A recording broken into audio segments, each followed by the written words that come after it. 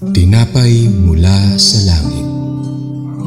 A daily morning devotion with CRC family.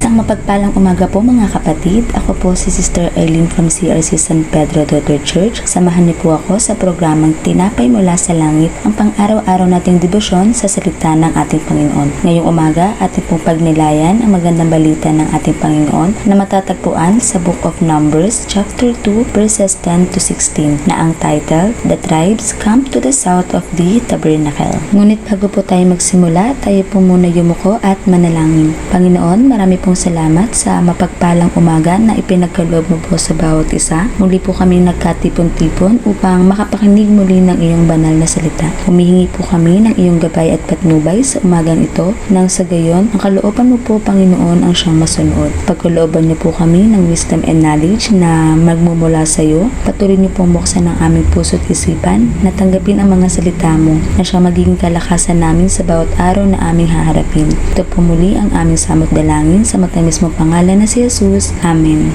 Buksan natin ang ating Biblia sa bilang 2, 10 to 16 na ang sabi, sa gawing timog naman magkakampo ang pangkat ng mga lipi ni Ruben, Simeon at Gad.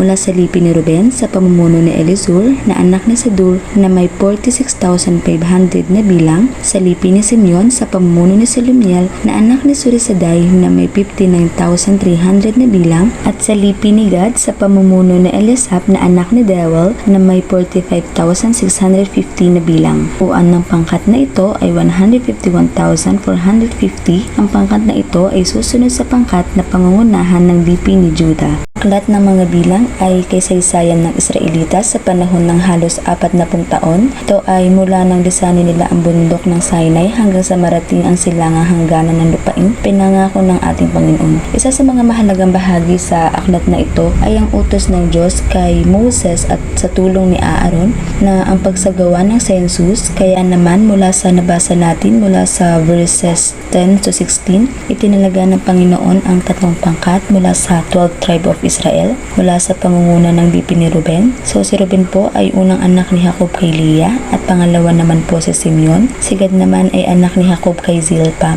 Sa kanilang lipi nagmula ang mga magkakampo sa gawing timog. Itinalaga ang hukbo upang manguna sa paglalakbay sa pamumuno ni Elizur na may 46,500 na sundalo. Mula naman sa pamumuno ni Selumiel na may 59,300 at sa pamumuno naman ni Elisab na may 45,650. Ang kabuuan ng pangkat na ito ay 151,450. Ito yung susunod sa pangkat na pinangunahan ng lipi ni Judah. So, bakit nga po ba nagtalaga ang Panginoon ng bawat kampo mula sa 12 tribe of Israel?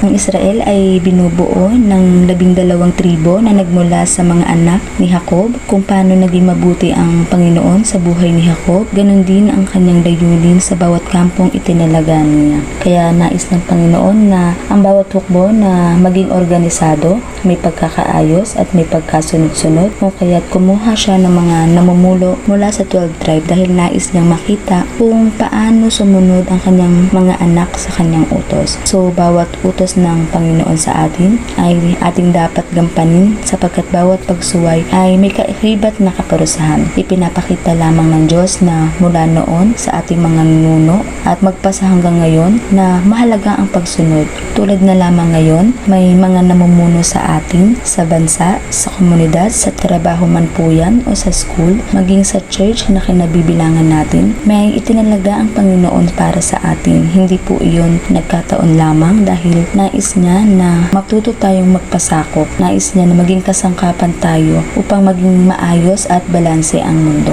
Para po sa ating conclusion sa Deuteronomio 6 verse 25 na ang sabi, kalulugdan tayo ng Diyos nating si Yahweh kung susundin natin ang buong katapatan ang lahat ng ipinag-uutos niya sa atin. Kaya naman po tayo inilalagay ng Panginoon sa lugar na alam niyang mas makakabuti sa atin. Nais niya niya tayo'y tapat na sumunod. At sa pagsunod natin sa ating Panginoon, dadaan tayo sa marami pang pagsusubok. Pagsubok na hindi magpapasuko sa atin, bagkos mas patatatagin pa tayo upang lalo pa tayong mapalapit sa ating Panginoon.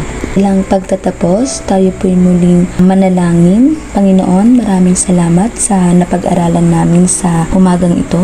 Tulungan niyo po kaming matutong sumunod sa lahat ng ipinauutos mo. Huwag mo po hayaan, Panginoon, na manaig ang anumang gawa ng kaaway. Kaya, Panginoon, itinataas po namin sa inyo ang maghapong ito. Kami po'y inyong samahan, patnubayan, saan man po magtungo ang bawat isa. Pagpalain mo po ang bawat isa at nawa ang kalooban mo po ang siyang masunod. Ito po ang aming dalangin sa matamis mo pangalan na si Jesus. Amen. Maraming salamat po sa inyong pakikibahagi sa ating programang Tinapay Mula sa Langit. Po nating pagnilayan ang salita ng ating Panginoon mula sa ating puso upang lubos po nating maunawaan ang kanyang kalooban.